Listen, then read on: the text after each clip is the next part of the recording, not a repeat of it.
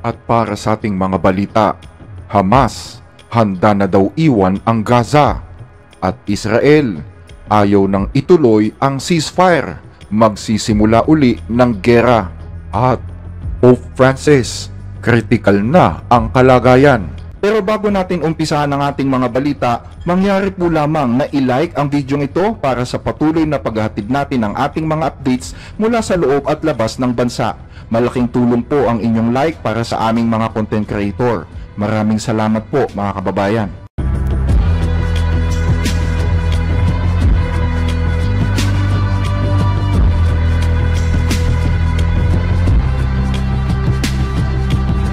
Handa na umanong iwan ng grupong Hamas ang Gaza. Yan ang sinabi ni Bassem Naim sa pahayagang Al Jazeera kahapon. Si Naim ay isang mataas na opisyal ng Hamas at miyembro ng Hamas Political Bureau. Nilinaw ni Naim na handa ang Hamas na iwan ang pamumuno sa Gaza at hayaan ang anumang pamahalaan o anumang alternatibong gobyerno na pipiliin ng mga Palestino para sa kanila.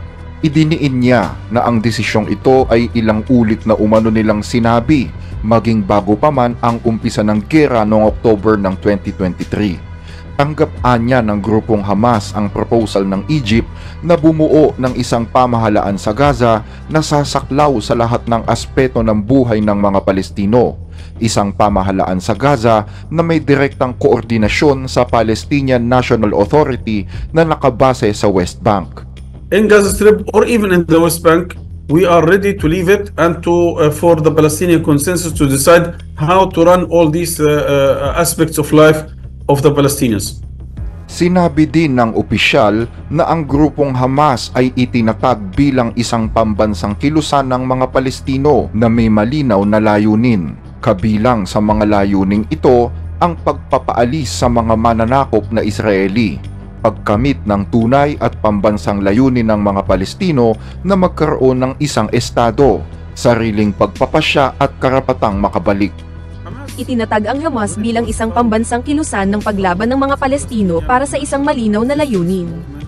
At iyan ay ang maging malaya mula sa mga mananakop at makamit ang tunay na mga pambansang layunin ng Palestina, kabilang ang sariling estado, sariling pagpapasya, at ang karapatang makabalik sa kanilang lupain.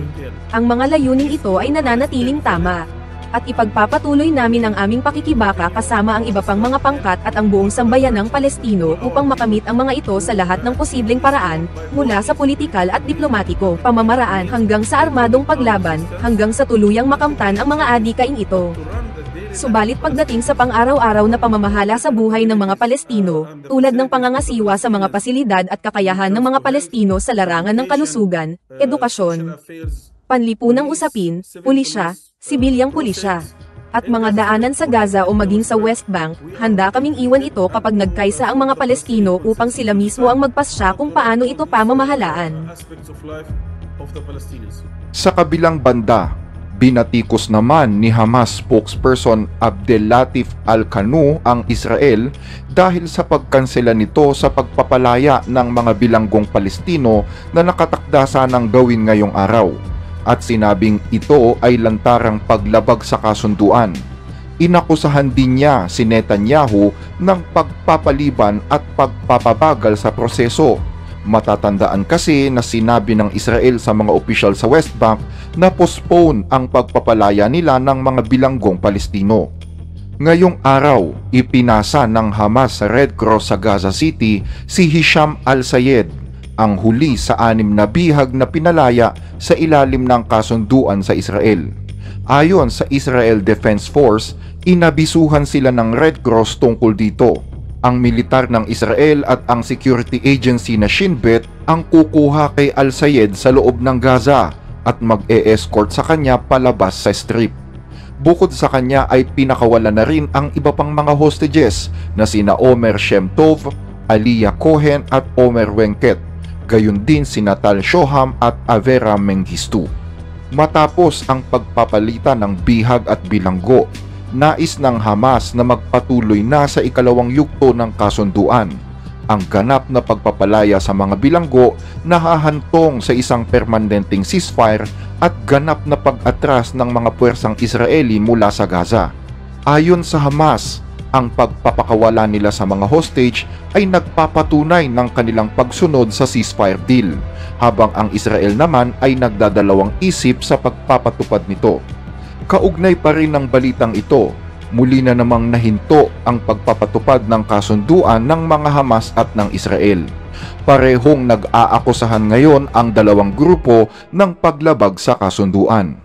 Ayon kay Israeli Prime Minister Benjamin Netanyahu, handa ang hukbong sandatahan ng Israel na muling ituloy ang labanan sa Gaza anumang oras. Nangako din siya na kukumpletuhin ang layunin ng gera sa kahit anong paraan, maging ito man ay diplomasya o dahas.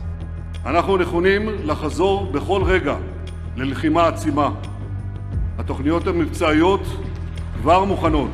Samantala, pinaigting naman ngayon ng Israeli Defense Force ang kanilang paghahanda sa mga lugar na nasa palibot ng Gaza Strip matapos ang mga sinabi ni Netanyahu. Sa kauna-unahang pagkakataon mula noong 2022, nagsimula ng dumagsa ang mga tangke ng Israel sa West Bank. Nagbabala si Israeli Defense Minister Israel Katz na mananatili ang tropang Israeli sa West Bank sa mga susunod pang taon. Nagkaroon ng lamat ang ceasefire deal sa Gaza matapos pakawalan ng Hamas ang 6 na Israeli hostages noong Sabado, kung saan tumanggi ang Israel na pakawalan ang mahigit 600 Palestinian prisoners na ipinangako nitong pakakawalan. Ipinaalala ni Netanyahu ang matinding paghihirap na dinanas ng mga hostages bago sila pakawalan, na siyang dahilan upang i-delay naman niya ang pagpapalaya sa mga bilanggong Palestino. Dagdag pa rito ang naging galit ng Israel dahil sa paglabas ng mga bangkay ni Shiri Bibas at ng 2 anak nito na nasawi sa kamay ng mga Hamas. Sa ilalim ng 3-phase agreement ng Hamas at Israel na nagsimula noong ika-9 ng Enero, sinasabing 6 na lamang ang buhay sa mga hostages na hawak ng Hamas. Ibinalik ang 6 na buhay na hostages bilang bahagi ng unang yugto ng kasunduan, habang 4 na bangkay naman ang ibinalik sa second phase. Ayon kay senior Hamas official Bassem Naim, kailangan anyang pilitin ng Amerika at ng mga negosyador ang bansang Israel na sumunod sa mga napagkasunduan. Kasunod nito, nagbabala naman ang kasalukuyang pinuno ng Hezbollah sa Lebanon na si Nassem Qaim at sinabing hindi pa tapos ang gera. Sinabi niya ito matapos alalahanin ng libu-libong mga miyembro ng Hezbollah ang pagkamatay ng kanilang dating leader na si Hassan Nasrallah.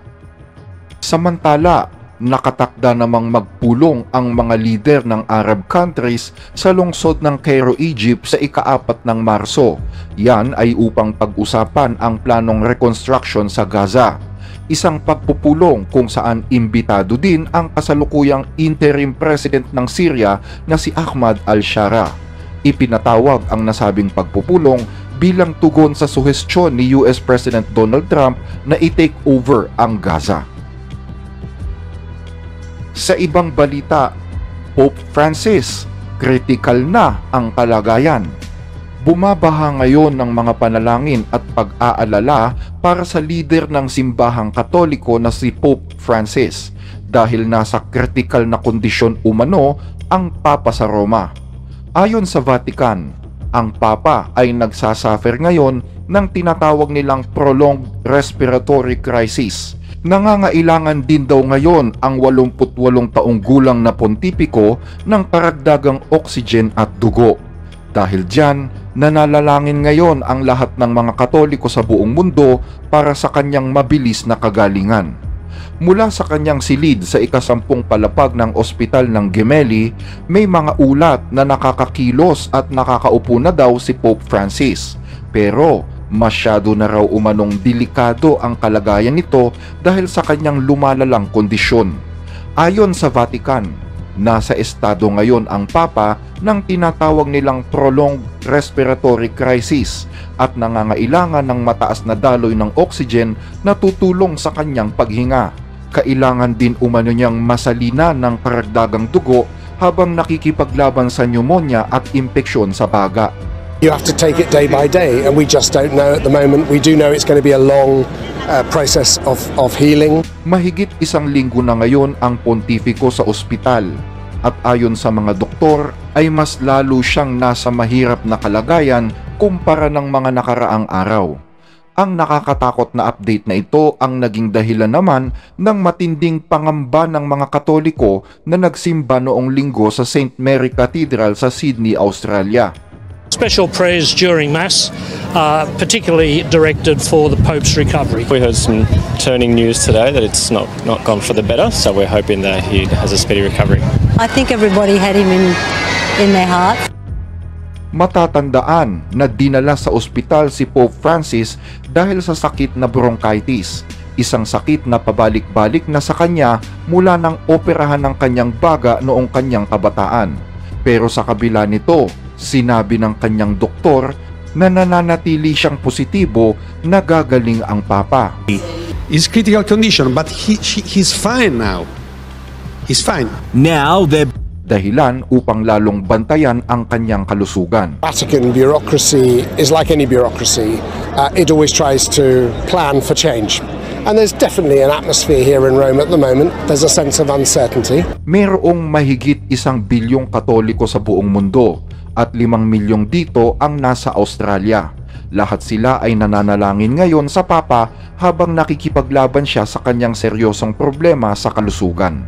He's just a great figure of hope and faith. Hanggang dito ang ating mga balita. Muli ay maraming salamat po sa inyong pakikinig.